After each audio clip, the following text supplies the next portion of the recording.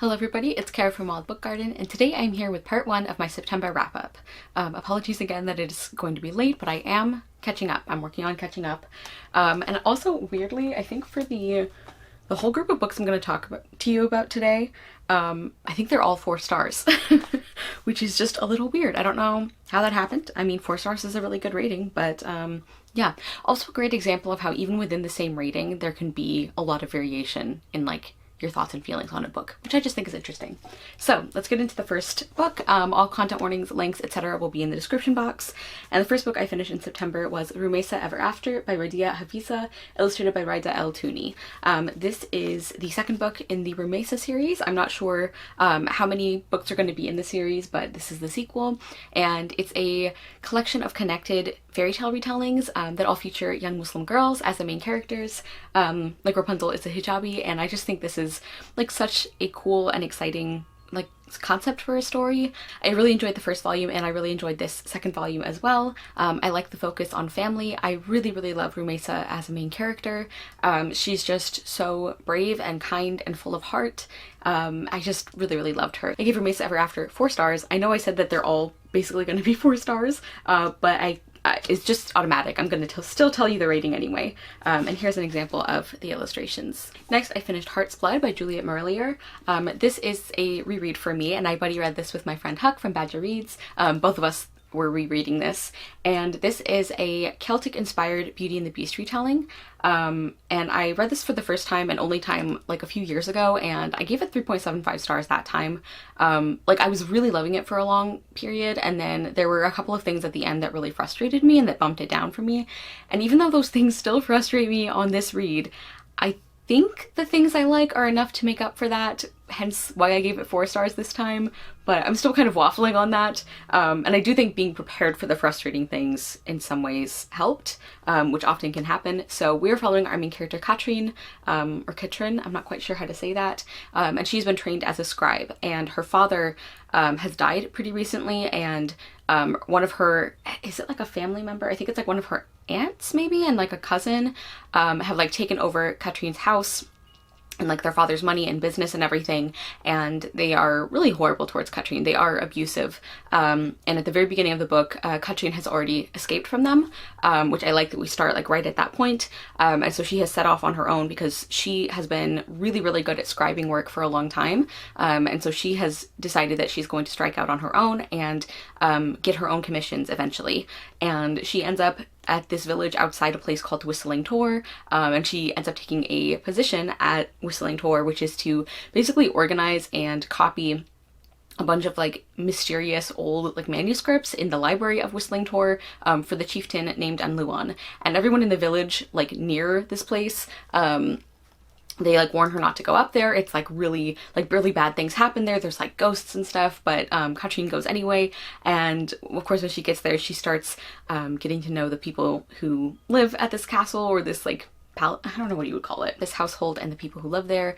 She starts getting closer to Anluan, and the two of them are trying to unravel this curse that is connected to Anluan's family and like the chieftains and everything.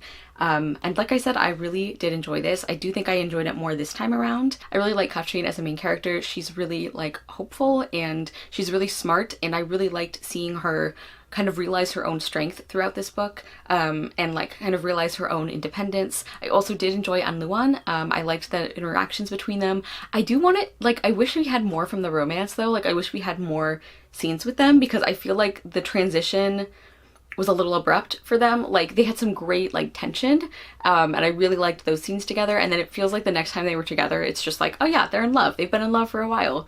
So I would have liked more development from that. I also really loved some of the side characters, like some of the friends that Katrin meets and makes at Whistling Tor. I thought the atmosphere was really great. I always enjoyed Juliet Marillier's writing. I think she's great at like creating that kind of atmosphere and fairy tale feeling without resorting to like over description.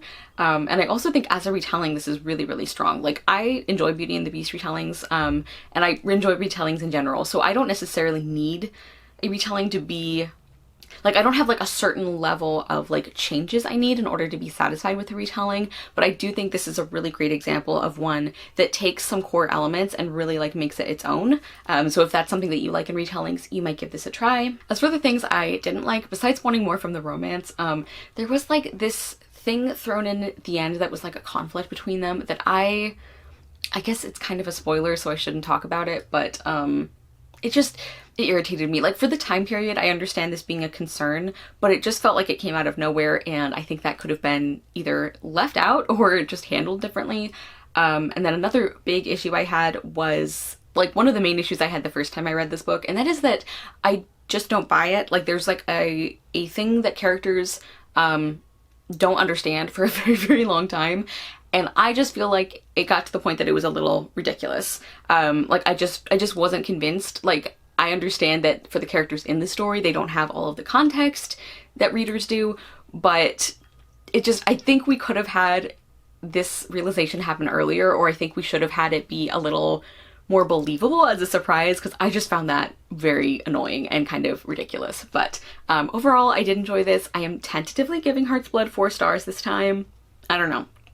We'll see. We'll see how like frustrated I am long term, but like I did really enjoy this. Next, I finished Onyeka and the Academy of the Sun by Tola Okagwu. This is the first book in a new fantasy series, kind of sci-fantasy in a way, because I feel like the speculative elements in this book feel a little bit like a mix between like superpowers and magic, which is very cool.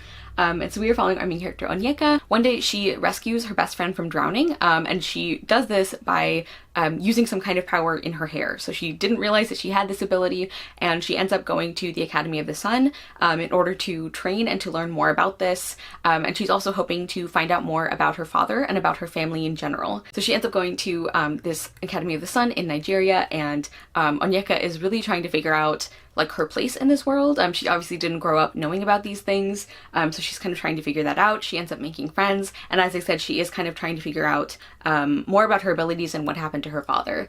And I really liked this. I love that we have a young black girl whose power literally is her hair. I think that is so special and so wonderful. It actually reminded me a little bit of a Witch, not just because of the Nigerian setting, but specifically the getting power from things that society tells you are not good or are not beautiful or important. I really love that. Also, these are obviously different stories just because they have that similarity and they're set in Nigeria. I don't mean to say that they're like, you know, exactly the same or anything, because they're very much not. I really enjoyed Onyeka as a character. I really enjoyed the friendships. I really thought the genre and setting of this was interesting because it's kind of a contemporary, but also with elements of African futurism in terms of the country of Nigeria, and the way that this Academy of the Sun is just like everybody in Nigeria knows about this. I just thought that was a very interesting take. I did have mixed feelings about the ending. There are some developments and some things that happen that I liked or that I thought were like interesting directions to take the story, and then there were a couple of things with the ending that I didn't love or that I found frustrating, but overall I really enjoyed this. I think it's a very exciting start to a series, and I gave Onyeka and the Academy of the Sun 4 stars. Next, I finished No Vacancy by Tzipora Cohen. This is a very short contemporary book. I think it's like just over 200 pages, and we are following our main character Miriam, and her family are Jewish, and they end up moving to a small town. Their family ends up buying this old broken down hotel, and they're trying to like renovate it and make it like a profitable business again, and Miriam ends up making friends with a young Catholic girl named Katie, and so the two of them end up learning more about each other's beliefs and like families, and the two of them are very, very close friends. They end up becoming very close friends, and they come up with a plan to try and bring more tourism to the city, and specifically to the hotel, so that Miriam's family can stay and be successful. And I really enjoyed this. I thought this was a really thoughtful look at these themes and ideas about religion and acceptance and difference, and the way that like trauma can affect those things. I really enjoyed Miriam as a main character. I loved her and Kate and their friendship. I really loved Kate's grandparents as well. I think they were really fun characters. Initially in this book, I was kind of wanting more from the exploration of the ideas, but then by the end I was thinking like this is actually a really great way to look at them, especially in such a short book. Like it makes sense that like some of these things are things that Miriam is like just starting to figure out or just starting to notice. So I actually think that was really well done. I think there are probably some people who would feel that the ending was a little too neat in some ways, but it really worked for me. I really liked it. This book did make me cry at the end. What a surprise. But I did really enjoy this. I think it's a really thoughtful look at what it's covering. I do have some questions about like the plan that the two of them makes, and specifically like Kate's feelings on it. Like, she's not the main character, so I understand that we're not really focusing on her reactions, but like, I don't know, I just, like, it's very interesting, and I really think it would have been interesting to have her reasoning for certain things and why she was wanting to do things or why she was okay with some things. I can't say any more for spoiler reasons, but like, I just thought that would have been like an interesting addition to this book. But overall, I really liked this, and I gave No Vacancy 4 stars. Next, I finished The Ogress and the Orphans by Kelly Barnhill. The little like blurb that tells you what's in it, it's stories, magic, and belonging. I definitely think those are big elements of this book, and I did end up really enjoying it. Obviously, I gave it 4 stars because this is like weirdly like just a 4-star wrap up. So I did end up enjoying it, but there were some bumps along the way, and I think this is one of those books that sadly suffers from the synopsis a little bit, because the synopsis is accurate, but I think the way it's written gives you certain expectations about the way things are going to happen that I think, at least for me, contributed to feeling kind of frustrated with this book for a while. And that is because this book is set in this town where everybody used to be happy, things used to be really good, like they had this beautiful library, everybody like took care of each other, and then gradually things just started falling apart, or not so gradually. The big thing that happens is that the library burns down, and that really kind of starts this downward slide of this community, and so things have been getting like progressively worse for a while now. People don't really trust each other anymore, they don't help each other, and it's just like a very unhappy community in a lot of ways. And what happens, like the way the synopsis makes it sound to me, is that like the inciting incident of this book is that one of the orphans at this orphanage goes missing, and everybody blames this ogress who lives near the town.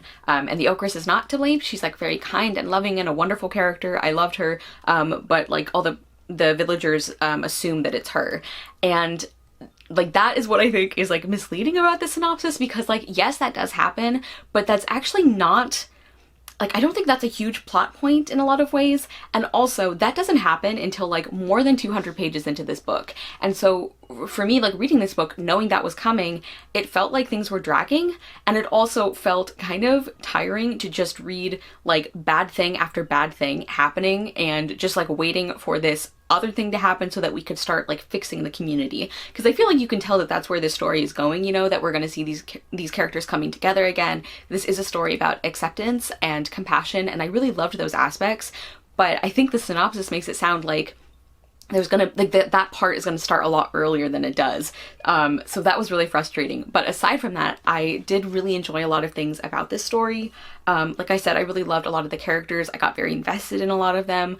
There's a crow named Harold who I just love with my whole heart. He is wonderful. I think the characters in general were written very well. And aside from the frustrating elements of like the synopsis and how that worked with the plot, I do think the story of this was well written. It was interesting because there were things that I figured out pretty quickly about what was going on, but then I feel like the way those were handled was different than I expected, which I liked. I really enjoy Kelly Barnhill's writing. It's whimsical without overdoing that, I feel like. I like the way that she writes characters. I love the themes of this book so much. The themes of community and compassion, and loving people in their differences, and the importance of storytelling and libraries. Like, I really loved that. There were a lot of like really lovely emotional moments and lines, but for some reason the one that like actually brought tears to my eyes is one that I think is very appropriate for BookTube, and that is this one. They remembered that a story in the mind of a reader is like music, and discussing stories among other minds and other hearts feels like a symphony. Next, I finally read The Bookwanderers by Anna James. This is the first book in the Pages & Co. series. We're following our main character Tilly, who lives with her grandparents in the bookshop, above the bookshop that they own. And one day she discovers that she is a book wanderer, that she has the ability to bring characters out of books, or to even go into stories and interact with them in that way. And she ends up learning a lot more about this ability. She makes friends with a boy named Oscar, and the two of them, of course, end up going on adventures. And Tilly also is trying to figure out more about what happened to her mother and why her mother left, and if that is somehow connected to this book wandering.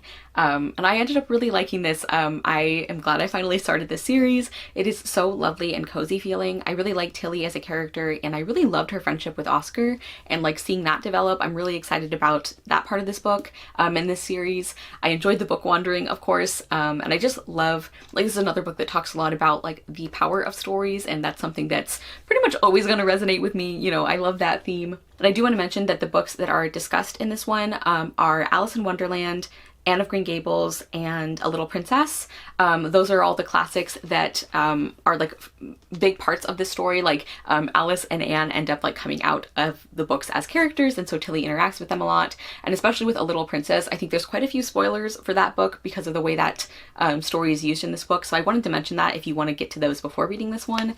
And I actually think something that's really cool is in the like end papers, you can see all these pages, and they're like repeating. There are pages that repeat, but like they basically, you can tell by looking at this what stories are going to feature in this book, which I think is a really fun design feature that also gives you good information about what books potentially could be spoiled. So I thought that was really cool. Also plot-wise, I should mention that there is a kind of like antagonist angle that starts happening in this book as well. I didn't enjoy that quite as much as some of the other stuff, but I am interested to see where that goes in future books. Another thing I noticed is that I feel like the characterization of Anne and Alice at the beginning of the book especially felt a little not off to me, but like just I think Anna James gave herself a really hard job with picking characters who have such iconic ways of speaking. Because like I've read those books many times, you know, I feel like I kind of recognize those speech patterns really well. So that put me off just a tiny bit because I feel like she didn't quite get there. And I know that's very nitpicky, but I feel like when you have these characters who are so well known, it can be hard not to notice that. But I do really think that that improved a lot by the second half of the book. I feel like she really settled into that way of speaking and everything, and I did enjoy their inclusion in this book.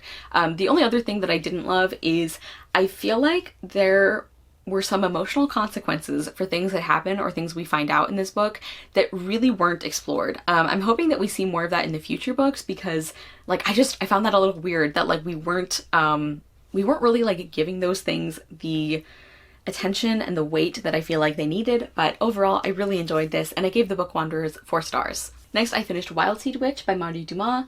This is the first book in a series. We're following our main character Hassani, who all she really wants to do is work on her beauty YouTube channel over the summer, but she ends up finding out that she has magic, and she ends up going to this like summer program that is kind of a combination magic school, boarding school, charm school. It's a really, really interesting blend. I liked that a lot, and she's there to kind of learn how to work with her magic rather than letting it kind of overpower her. And it, like I said, it is partly a charm school as well, which is a really interesting take on this. And she is dealing with a lot of like prejudice and dismissal from the other students because Hassani is known as a wild seed, which basically means that she has not grown up in the magical world and like knowing all of this already. And so she's kind of dealing with that as she's trying to make friends and work on her magic, and also kind of, you know, work on her beauty channel as well. I really loved this one. I really like Hassani as a main character. Once again, I loved the friendships here as they develop. I really liked the way that the magic was used and talked about, and especially how that connected to like identity and your sense of self and confidence. I really liked that. I really enjoyed the beauty YouTube elements and the way that like makeup was not shown as like a sign that she wasn't comfortable with herself, you know? I do think that like 12 or 13 is a little younger than I usually think of like kids getting into makeup, but I feel like it's clear from the way it's used in this book that that's not like a bad sign of anything, you know what I mean? Like I definitely wasn't into makeup that early in my life, but I do think that this book shows that that's not necessarily, like it's not automatically an unhealthy thing, you know? I also like the way this book really played with your expectations. Like for one thing, I really like that the story didn't end when the charm school term was over. Like that wasn't like the end of like the book. I thought that was like unusual. I really liked that. And I also think the way that like the way that certain characters storylines went, I think that also played with my expectations, and I really liked that. I do want to mention that there are some things near the end, like I was very invested in the story at the end. It was very stressful to read, but I would recommend like checking content warnings because I was a little taken aback by like how intense some things got. So I would recommend looking at content warnings. Like I include those in the description, especially as it relates to like kids and bullying. Like that was pretty hard to read, so I do want to mention that, but I really enjoyed this, and I gave Wildseed Witch 4 stars. Also just truly one of the most gorgeous covers I've seen. I love this. And then finally, the last book I have to talk about in this wrap-up is The Dark is Rising by Susan Cooper. That is the second book in the series of the same name. This is a giant bind-up of all of them, so I don't know, maybe I'll try and hold this up the whole time. But we are following our main character, Will Stanton, and at the very beginning of this story, he finds out that he is one of the old ones, which means that he has a responsibility to basically help the side of the light in their fight against the dark. And this has been happening basically for like all of human history. And he finds out that he is not just an ordinary boy, that he has all of this knowledge and responsibility. And the story is about him coming to terms with that and kind of using that. The series also does draw on like Welsh mythology and folklore, and also a little bit of King Arthur, I think. And this is just like such a weird and interesting series. This was technically a reread for me because, as I've said, I read this whole series as a kid a long time ago, and I remember liking it, but I remember almost nothing about it. And this has been my favorite. Like I've now read 3 books in this series. I've reread 3. You'll hear about the other one later. And this so far is my favorite, but it's such a weird book and series. A lot of it is set around like midwinter time, and I feel like the tone and the atmosphere of this was so interesting. It's this really fascinating blend of cozy and melancholy that just really worked for me. I feel like you really get a sense for how strange this is for Will and how kind of sad it is that like he finds out about these, you know, great powers he has, but also this responsibility and the fact that he can't really be a normal kid anymore. I also think this book fixed some of the problems I had with the first one, which is like the adults just being the absolute worst in terms of like taking care of these kids.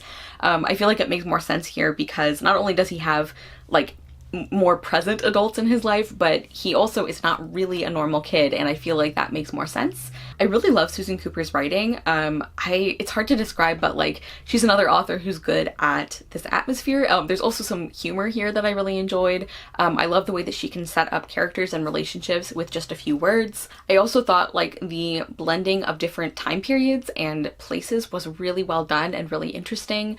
I thought there were some great moments of tension here and like creepiness. I do want to mention that I think one of the probably big issues that a lot of readers might have with this book or this series is this is a series that leans a lot on the like just feeling what you're supposed to do with your magic, and I could see that really irritating people, which I totally understand, but it didn't bother me. I think it really works with this series, like the tone of this series and the kind of story it is, and I do think it makes sense for Will as a character, but I did just want to mention that if that's something that really tends to bug you, you probably don't want to read this series, but I don't always mind it if I feel like it fits the series, and it really does for me. I do think that the final confrontation of this book was a little bit of a letdown for me. I don't know, it just didn't feel like it fit with the rest of the story and how much I was enjoying that and like the feeling of the rest of the story, but I did end up really enjoying this, and I gave The Dark is Rising 4 stars. Okay everybody, so that was the first group of books I read in September. Please comment down below and let me know if you have read any of these, what you thought of them, or if you're going to pick them up. Yeah, just weird that I had a really long string of 4 stars. I mean, that's not a bad thing. 4 stars is a really good rating, but it's just weird how that happened. Thank you guys so much for watching. I will see you soon with another video, and I hope you love the next book you read. Bye!